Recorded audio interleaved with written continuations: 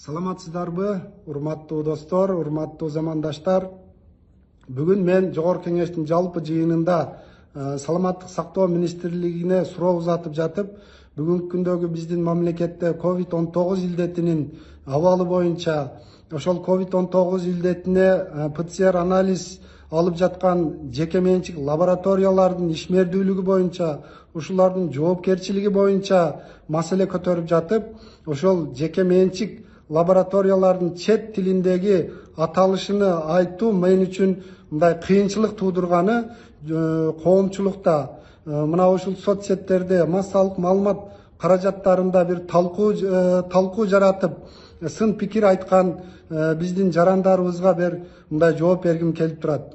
Бүгүн биз мамлекеттик тилде же расмий тилде өзүбүздүн эне тилибизде сүйлөп жатып адашып кетсек, же болбосо жаңылып калсак бир жөн эле бул жерде бир чет тилиндеги сөздүктүн бир тамгасына көңүл бурбай, бир сөздүн маанисине көңүл бурушуңуздарды мен суранат элем. Эмнеге дегенде бүгүнкү күндө биздин кыйналып турган карапайым элибизди ого беттер кыйнап, 1700дөн баштап 2000 сомго чейин ушул ПЦР анализ тапшырып жаткан биздин жарандарыбызга, сырттан келе жаткан биздин мигранттарыбызга, сыртка чыгып жаткан мигранттарыбызга чоң көйгөй жаралганы боюнча, мына ошолордун кыйналып жаткандыгы боюнча сөз болуп жатат.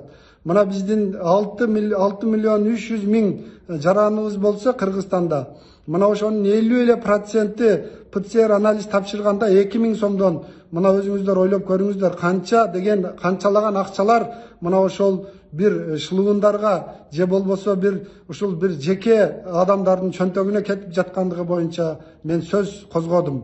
Мына ошолордун жоопкерчилиги, кылган ишини туура анализ берип атабы, туура эмес анализ берип атабы, мына ошолордун жоопкерчилиги боюнча мен сөз козгодум. Урматтуу достор, мен ар бириңиздерге үй бүлөлүк бакыт, өзүңүздөргө чын ден соолук, мамлекетибизге болсо өнүгүүнү каалаймын. Аман болуңуздар.